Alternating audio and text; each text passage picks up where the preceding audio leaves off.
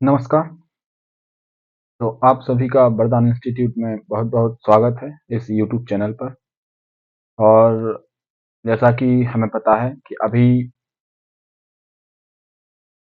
One report जो है 2023 की वो जारी हुई है, तो उसके बारे में हम बात करेंगे। तो India state of forest report 2023 चलिए बात करते हैं। भारत वन स्थिति रिपोर्ट। तो सबसे पहले इसके बारे में कुछ विशेष बातें हमें याद कर लेनी है दीदी, क्योंकि एग्जाम में कैसे भी क्वेश्चन पूछा जा सकता है। तो सबसे पहले हम बात करनी है इसके जारीकर्ता। तो जारीकर्ता केंद्रीय पर्यावरण वन और जलवायु परिवर्तन मंत्रालय द्वारा यह रिपोर्ट जो है भारत वन स्थिति रिपोर्ट यह जारी की गई है। इसके मंत्री हैं श्री भूपेंद्र यादव जी। इनका नाम याद रखना। हम इनके बारे में एक बार अभी इसी वीडियो में फिर से चर्चा करेंगे। वन अनुसंधान संस्थान कहाँ पर है? तो देहरादून में है वन अनुसंधान संस्थान, जहां से ये रिपोर्ट जारी की जाती है। भारत वन स्थिति रिपोर्ट में किस बात का आकलन किया जाता है? तो इसमें भारत के वन और वृक्ष आवरण का आकलन होता है। किस किस चीज का आकलन होता है? तो भारत की वन और वृक्ष आवरण का आकलन किया जाता है। अब ये वनावरण और वृक्षावरण क्या है, इसके बारे में हम आगे चर्चा करेंगे। वीडियो में बने रहे। समय तो इसमें द्विवार्षिक रिपोर्ट है, मतलब इसमें 2 वर्ष का समय लगता है। प्रत्येक 2 वर्ष में यह रिपोर्ट जारी की जाती है। किसके द्वारा? भारतीय वन सर्वेक्षण FSI के द्वारा। इसकी भी चर्चा वीडियो में हम आगे करेंगे, इसको याद रखें। भारतीय वन सर्वेक्षण द्वारा इस रिपोर्ट को जारी किया जाता है। अब बात करें प्रकाशन की, तो सबसे पहले कोई रिपोर्ट जारी होती है तो पहली बार वो कब जारी हुई? तो यह जो भारत वन स्थिति रिपोर्ट यह 1987 1987 में पहला सर्वेक्षण प्रकाशित हुआ था। और वर्तमान में इसका प्रकाशन जो 2023 में हुआ है वह इसका 18वां प्रकाशन है। यह 18वें क्रम की रिपोर्ट है।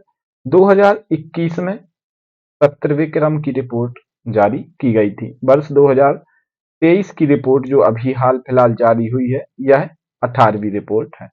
इस रिपोर्ट का क्या उपयोग है? तो इस रिपोर्ट का उपयोग है वन प्रबंधन।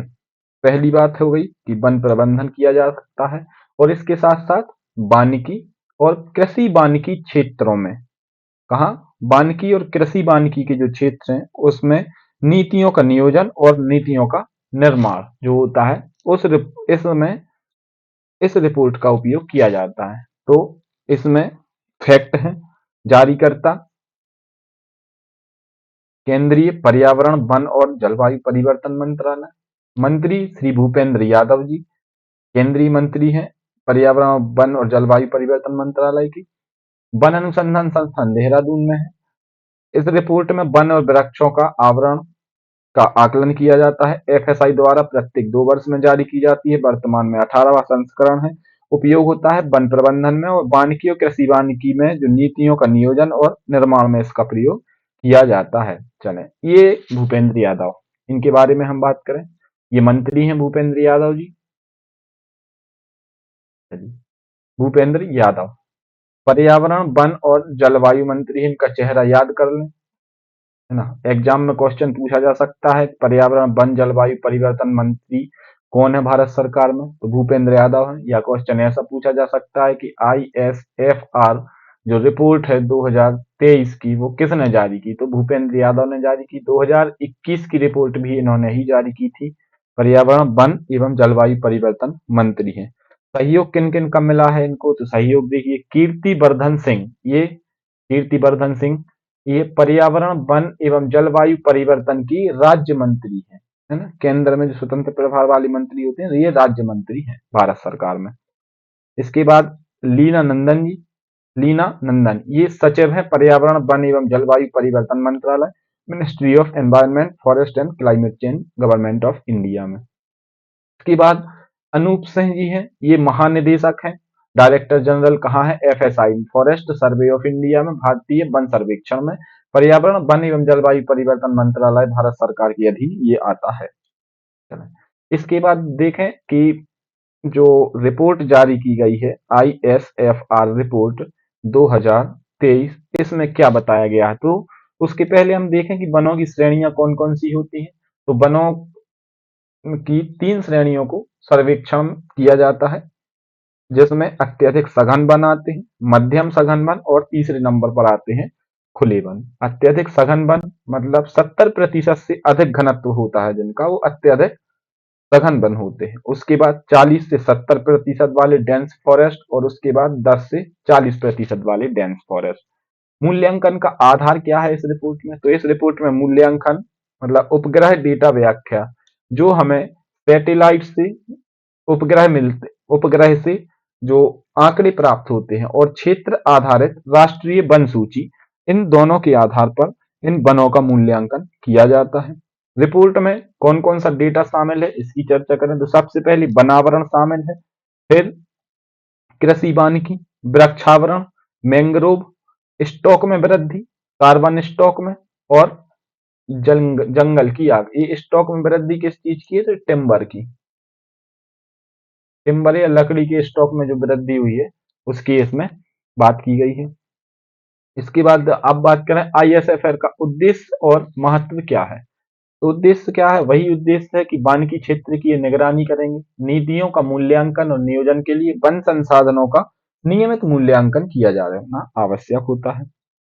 इसके बाद दूसरा उद्देश्य क्या है?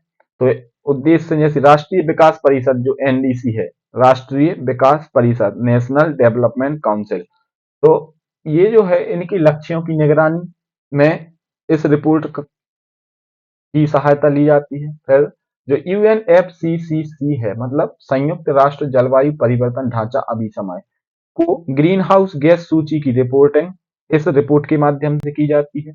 और संयुक्त राष्ट्र खाद्य एवं कृषि संगठन के वन संसाधनों के वैश्विक आकलन के लिए यह उपयोगी होता है। इसके बाद निष्कर्ष, अब बात करें निष्कर्ष की कि ISFR में जो निष्कर्ष क्या निकले हैं, यहीं से क्वेश्चन आता है एग्जाम में। चलें बात करें सबसे पहले क्षेत्र में वृद्धि। तो क्षेत्र में कितनी वृद्धि हुई है पिछले 2 वर्षों में? पिछले 2 वर्षों में मतलब कहाँ से? 2021 से 2023 के बीच में, 2021 से 2023 के बीच में 1445 वर्ग किलोमीटर के अतिरिक्त कवर हो गए हैं। मतलब वन में वृद्धि कितनी हो गई है? 1445 वर्ग किलोमीटर वन और वृक्ष आवरण में मिलाकर। अब इसमें बात करें तो वनों का आवरण कितना है? तो वनों का आवरण इसमें है 156 वर्ग किलोमीटर और वृक्षों का आवरण 1289 वर्ग किलोमीटर, मतलब टोटल 1445 वर्ग किलोमीटर जो है, 1445। इसमें वन जो वन है वो है 156 वर्ग किलोमीटर और वृक्ष जो है वो 1289 वर्ग किलोमीटर में वृद्धि इनमें हो गई है। चलो, तो अब भारत का वन क्षेत्र कितना हो गया है? तो भारत का वन क्षेत्र है 7,15,343 वर्ग किलोमीटर है। यह देश की भौगोलिक क्षेत्रफल का कितना है? तो यह है 21.76%, जो कि वर्ष 2021 में कितना था? 21.71%। तो 0.05 की इसमें वृद्धि हो गई है। चलो, भारत का वन और वृक्षावरण कुल मिलाकर कितना है? तो यह है 8,27,357 वर्ग किलोमीटर है।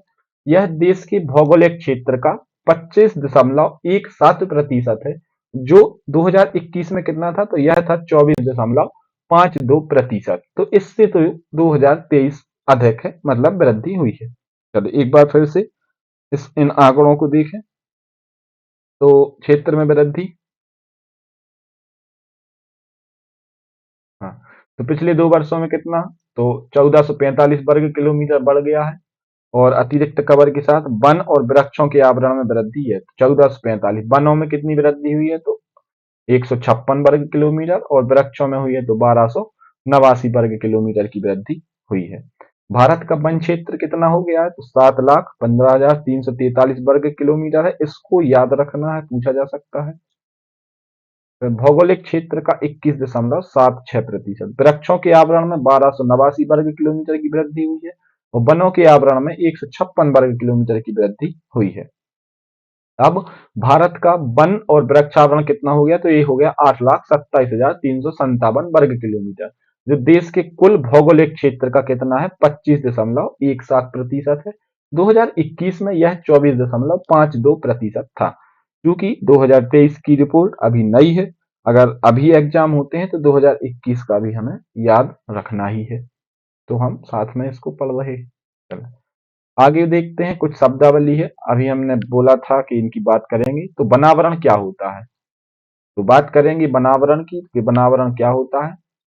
तो वनावरण या वन क्षेत्र तो वह सभी भूमि होती है जिसका क्षेत्रफल 1 हेक्टेयर से अधिक, मतलब 1 हेक्टेयर से अधिक क्षेत्रफल वाली जितनी भी भूमि हो और उसमें वृक्ष घनत्व कितना हो, 10% से अधिक हो। तो 1 हेक्टेयर से क्षेत्रफल अधिक हो और वृक्ष का घनत्व 10% से अधिक हो, वह कहलाता है वनावरण।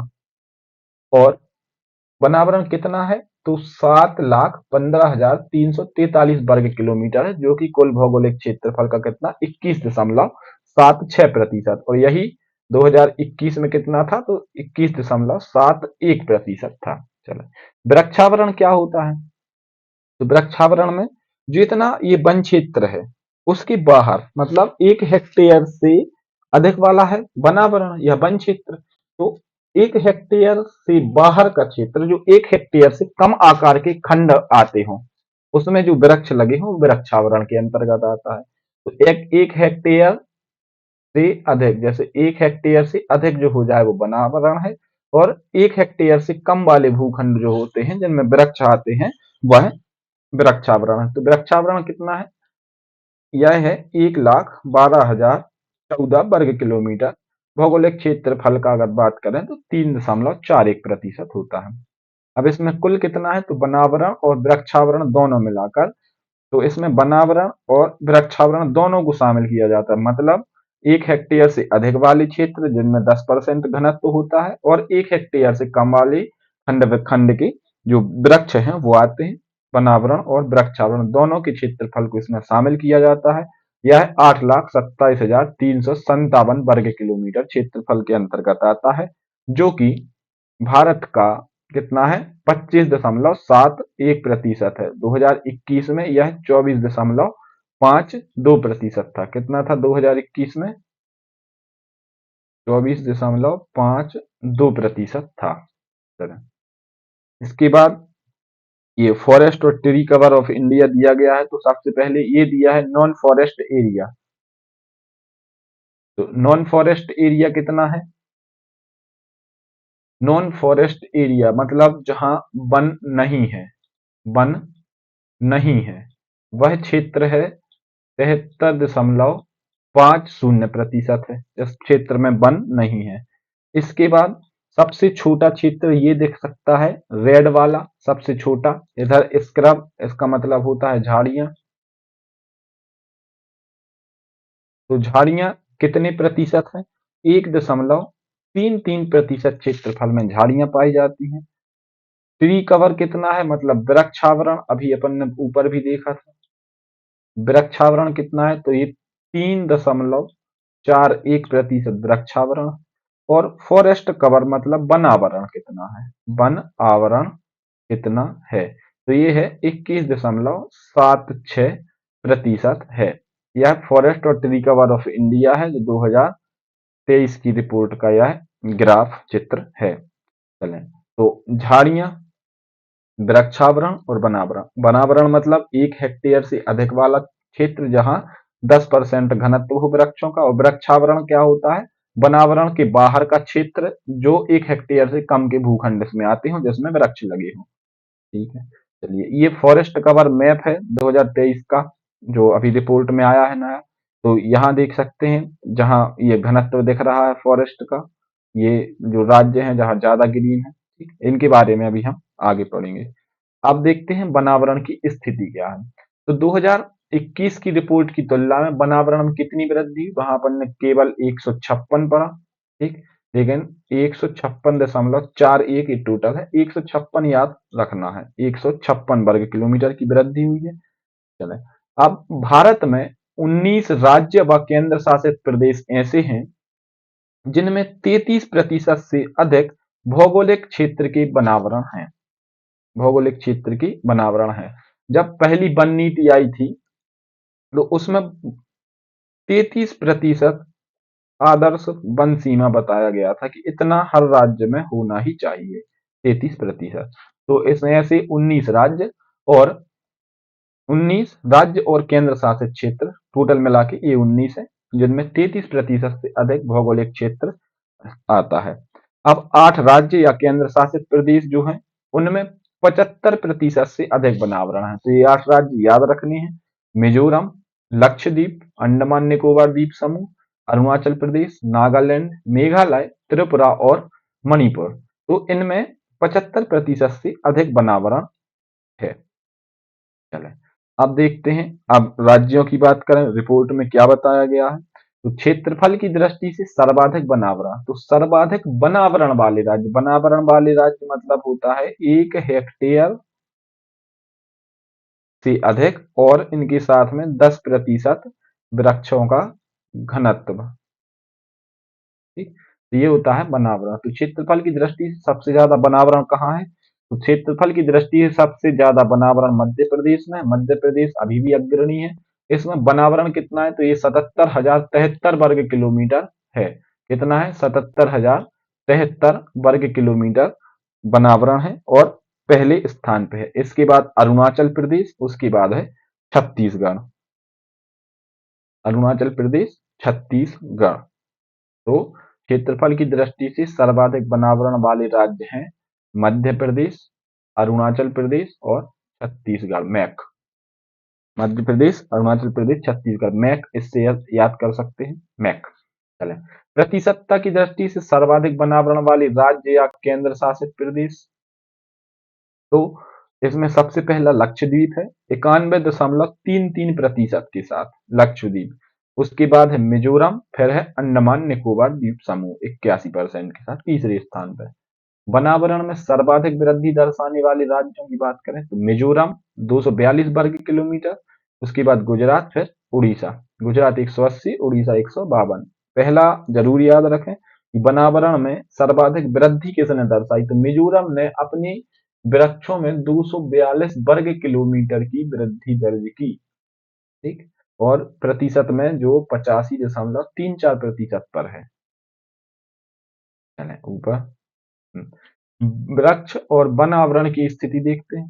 तो कुल मिलाकर देश में 2021 में अंतिम मूल्यांकन के बाद, 2021 का जो अंतिम मूल्यांकन आया, जो रिपोर्ट आई 2021 की, उसके बाद से 1445 पर आती। 1445 याद रखें। टोटली अगर बात करें तो 1445.81 वर्ग किलोमीटर वन और वृक्ष आवरण में इसमें वृद्धि हुई है। ठीक है, चलो।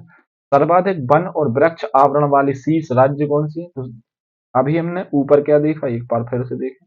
इधर देखा हमने बनावरण, सर्वाधिक बनावरण। अब हम बात करेंगे सर्वाधिक बनावरण और वृक्षावरण मिलाकर, वन और वृक्ष दोनों मिलाकर। तो दोनों मिलाकर भी मध्य प्रदेश पहले स्थान पर है, ये याद रखना है, 85,724 वर्ग किलोमीटर। उसके बाद अरुणाचल प्रदेश और महाराष्ट्र है। वन एवं वृक्ष आवरण में सर्वाधिक वृद्धि दर्शाने वाले शीर्ष राज्य, तो ये छत्तीसगढ़, उत्तर प्रदेश, उड़ीसा और राजस्थान। वन और वृक्ष आवरण में सर्वाधिक वृद्धि, वनावरण में सर्वाधिक वृद्धि दर्शाने में मिजोरम पहले स्थान पर था, फिर गुजरात और उड़ीसा। मिजोरम, गुजरात, उड़ीसा वहां, और इधर छत्तीसगढ़, उत्तर प्रदेश, उड़ीसा और राजस्थान। वहां मिजोरम, गुजरात और उड़ीसा। उड़ीसा वहां भी 3 नंबर पर, यहां भी 3 नंबर पर। चलो, वन और वृक्ष आवरण में सर्वाधिक कमी वाली, तो सबसे ज्यादा कमी मध्य प्रदेश में 612.41 वर्ग किलोमीटर की कमी दर्शाने वाला पहला राज्य बन गया है मध्य प्रदेश। पहला स्थान हर जगह है, सर्वाधिक वन आवरण में है, सर्वाधिक वन और वृक्ष आवरण में है, परंतु बढ़ोतरी की जगह इधर कमी दर्शाई गई है, जो कि 612.41 वर्ग, मतलब मध्य प्रदेश के निवासियों ने कितने वर्ग किलोमीटर वन काट लिए हैं, तो ये 612.41 वर्ग किलोमीटर वनों की कमी आई, मतलब इतने वन उन्होंने काट दिए। उसके बाद कर्नाटक, फिर लद्दाख और नागालैंड। ठीक, कर्नाटक, लद्दाख और नागालैंड। तो मध्य प्रदेश का याद रखना है कि भई ये पहला स्थान वहां भी है सर्वाधिक वनावरण में 77,073 वर्ग किलोमीटर, वन और वृक्ष आवरण में 85,724 वर्ग किलोमीटर, और इसके साथ में मध्य प्रदेश में कमी कितनी हुई है तो 612.41 वर्ग किलोमीटर की कमी हुई है। चलिए अब कुछ क्षेत्रवार जो वनावरण में वृद्धि या कमी के आंकड़े रिपोर्ट में आए हैं तो उन पे चर्चा करें। तो सबसे पहले आया पश्चिमी घाट के संदर्भ में। पश्चिमी घाट का मतलब भारत का ये वाला जो रीजन है ये पश्चिमी घाट है। तो पश्चिमी घाट के संदर्भ में बात करें तो सबसे पहले इसका क्षेत्रफल कितना है पश्चिमी घाट का, तो ये है 60,285.61 वर्ग किलोमीटर क्षेत्रफल है। कितना है? 60,285.61 वर्ग किलोमीटर क्षेत्रफल है पश्चिमी घाट का। और इसमें से वन क्षेत्र है इसके 73% भाग पर। पश्चिमी घाट के 73% भाग पर वन क्षेत्र हैं, जो कि क्षेत्रफल की दृष्टिकोण से देखें तो 44,043.99 वर्ग किलोमीटर क्षेत्र में आता है। पिछले 10 वर्षों में भारतीय वन सर्वेक्षण मतलब एफएसआई जो सर्वेक्षण करता है, जो रिपोर्ट निकालता है, उसके दौरान वन क्षेत्र में 58.22 वर्ग किलोमीटर की कमी हुई है। मतलब 2013 से 2023 तक आते आते पश्चिमी घाट में 58.22 वर्ग किलोमीटर की कमी दर्ज की गई है। तो अति सघन वन में, अति सघन वन मतलब 70% डेंस वाले, तो अति सघन वन में वृद्धि ही हुई है, जबकि मध्यम सघन वन और खुले वन में कमी आई। मतलब जो मध्यम और खुले वन है उनको हर 10 वर्षों के अंदर अंदर 58 किलोमीटर क्षेत्रफल को काट दिया गया। चलें, पहाड़ी जिलों में वन क्षेत्र की बात करें। पहाड़ी जिले मतलब उत्तर हिमालय वाला रीजन और दक्षिण वाला रीजन जहां पहाड़ी जिले हैं। तो टोटल वन क्षेत्र है 2,83,713.20 वर्ग किलोमीटर। कितना? 2,83,713.20 वर्ग किलोमीटर। रिपीट करते चलें अपने मन में तो थोड़ा याद भी रहेगा। कितना है तो 2,83,713.20 वर्ग, इतना याद कर लो 2,83,713। और जो उसके क्षेत्रफल का कितना है 40%। तो पहाड़ी जिलों में वन क्षेत्र 2,83,713 वर्ग किलोमीटर है, जो कि 40% क्षेत्र कवर करता है।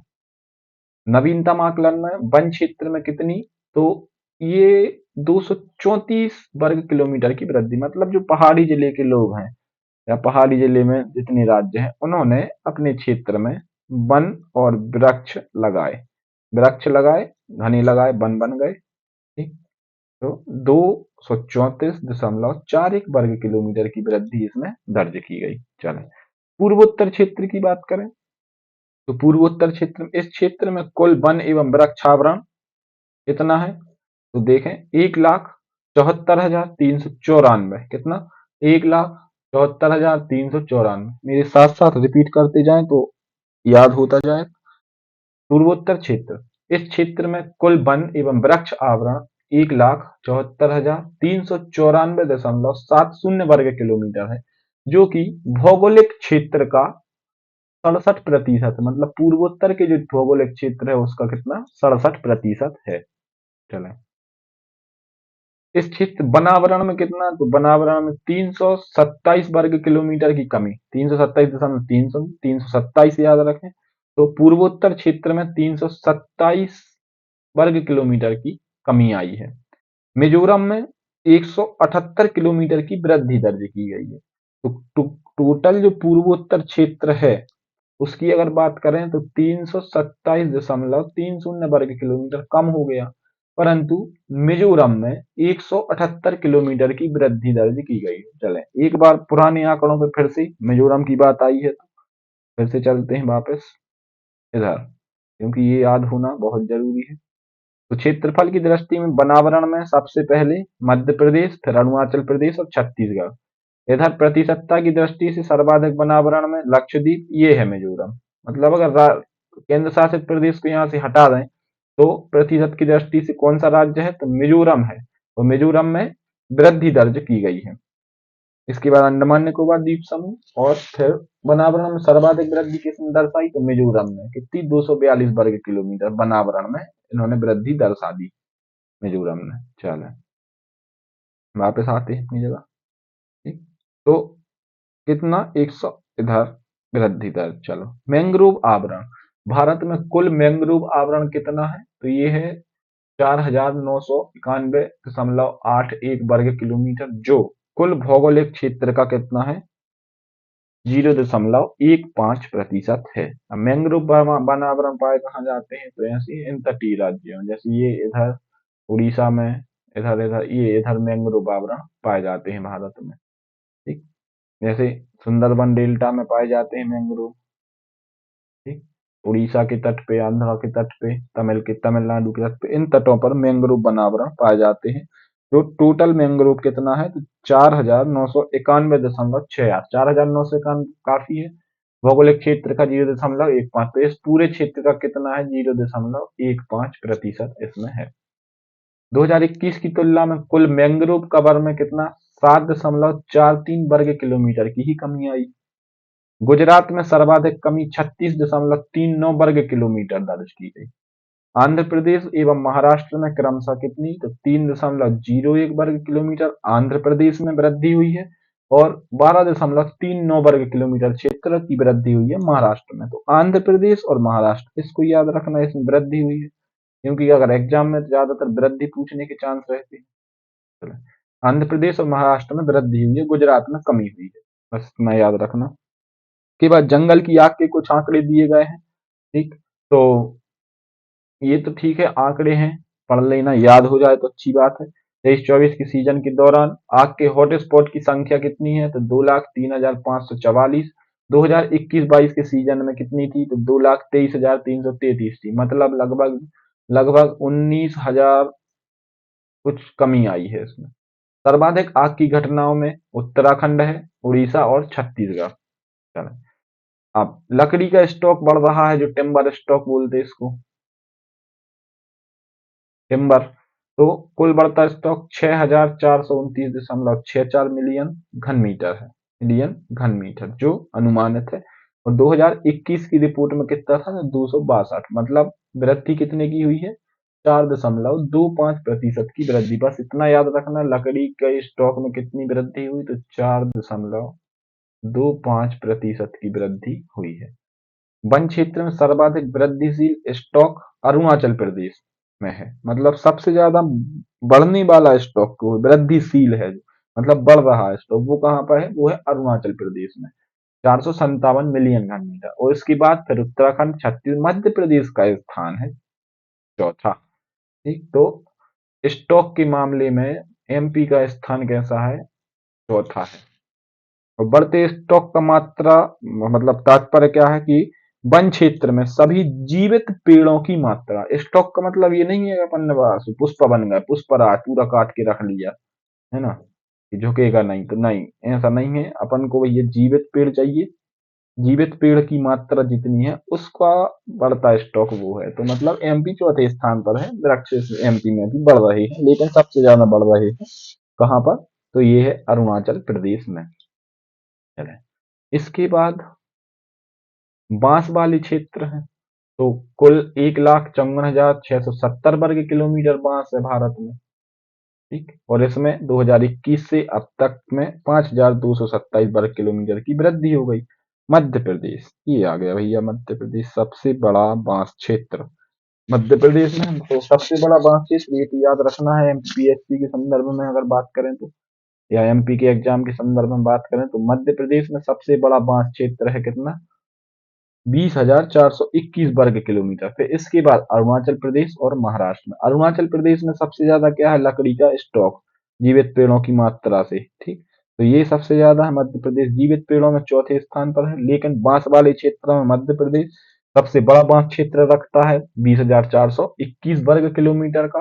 अरुणाचल प्रदेश दूसरा स्थान है, महाराष्ट्र का स्थान तीसरा है। ठीक है। फिर कृषि वानिकी का कुछ डेटा है कि 2013 से बताया गया है इसमें, 2013 से कितनी अभी तक 20.02% वृद्धि, मतलब 21,286.57 वर्ग किलोमीटर की इसमें वृद्धि हुई है। कृषि वानिकी के अंतर्गत कुल वृक्ष हरित आवरण कितना है? 1,27,590.50 वर्ग किलोमीटर है। ठीक है।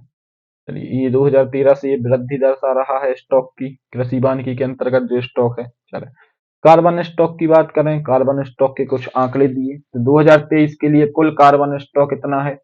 7,285.5 मीट्रिक टन। ठीक, 2021 की रिपोर्ट से कितना अधिक है? तो 81.5 मिलियन टन या मीट्रिक टन जो है वह स्टॉक ज्यादा है, कार्बन कार्बन स्टॉक। अब लक्ष्य क्या रखा है? तो 2023 तक 2.5 से 3 बिलियन टन का लक्ष्य रखा गया है कि 2.5 से 3 बिलियन टन 2030 तक कार्बन स्टॉक हो जाना चाहिए। अब सर्वाधिक कार्बन स्टॉक वाले राज्य तो अरुणाचल प्रदेश है, उसके बाद मध्य प्रदेश, ये मध्य प्रदेश का दूसरा स्थान है। सर्वाधिक कार्बन स्टॉक में अरुणाचल, मध्य प्रदेश, छत्तीसगढ़ और महाराष्ट्र, ये इनको 2-3 बार पढ़ेंगे तो याद होगा। अरुणाचल प्रदेश, मध्य प्रदेश, छत्तीसगढ़, महाराष्ट्र क्या है? ये सर्वाधिक कार्बन स्टॉक वाले राज्य हैं। वहीं सबसे कम कार्बन स्टॉक वाले राज्य हैं चंडीगढ़, लक्षद्वीप और पुदुचेरी है। चलें, प्रति हेक्टेयर कार्बन स्टॉक के मामले में जम्मू एवं कश्मीर शीर्ष पर है, जिसके बाद क्रमशः सिक्किम, हिमाचल प्रदेश, अंडमान एवं निकोबार द्वीप समूह का स्थान आता है। तो प्रति हेक्टेयर कार्बन स्टॉक मतलब प्रति हेक्टेयर भूमि में कार्बन स्टॉक कितना है? कार्बन स्टॉक कितना है? तो उसमें जम्मू कश्मीर शीर्ष स्थान पर है, उसके बाद सिक्किम, हिमाचल और अंडमान निकोबार द्वीप समूह का स्थान है। चले, 10 की परिवर्तन देखते हैं कि 2013 से लेकर 2023 तक की रिपोर्ट में क्या क्या परिवर्तन हुए हैं। तो सबसे ये कुछ सकारात्मक परिवर्तन है, जैसे वन क्षेत्र।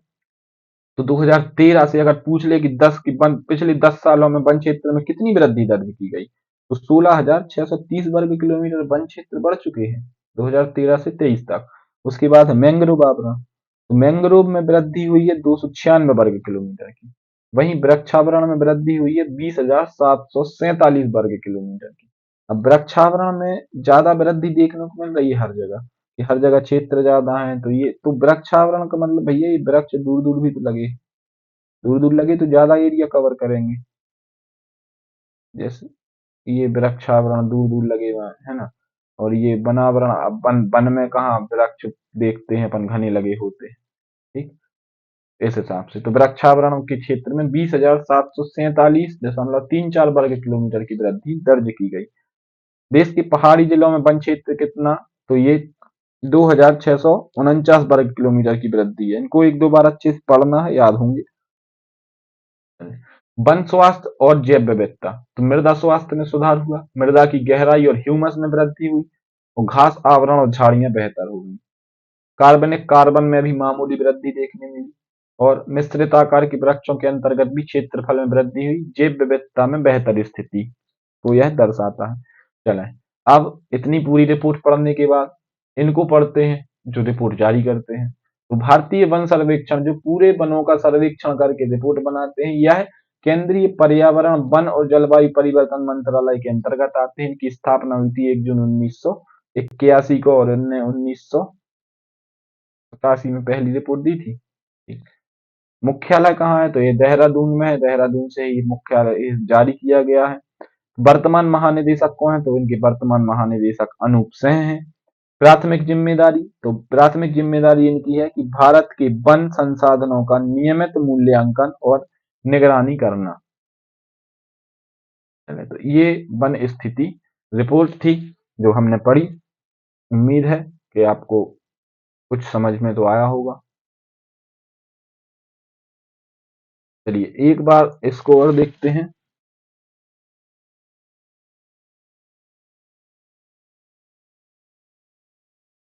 इंडियन स्टेट रिपोर्ट जो चलिए इसको इधर देखें। Union minister Bhupendra Yadav release India state forest report 2023। PDF में ये नहीं आ पाया, इसको जरा देखते हैं। ये देखो, ये एक समारोह हुआ, भारतीय वन सर्वेक्षण फॉरेस्ट सर्वे ऑफ इंडिया की तरफ से समारोह हुआ, भारत वन स्थिति रिपोर्ट 2023। इसमें मुख्य अतिथि कौन रहे? ये रहे माननीय श्री भूपेंद्र यादव जी। 21 दिसंबर 2024 को इन्होंने भारतीय वन रिपोर्ट का विमोचन किया। इतना काफी है। ये देखो, ये भारतीय वन रिपोर्ट जो फॉरेस्ट सर्वे, जो इंडिया स्टेट फॉरेस्ट रिपोर्ट है, ये है। ये इन लोगों ने इसका विमोचन किया है, तभी हमें इसको पढ़ना पड़ रहा है। चलिए ठीक है, धन्यवाद। मिलते हैं फिर अगले कुछ टॉपिक के साथ। Okay, thank you.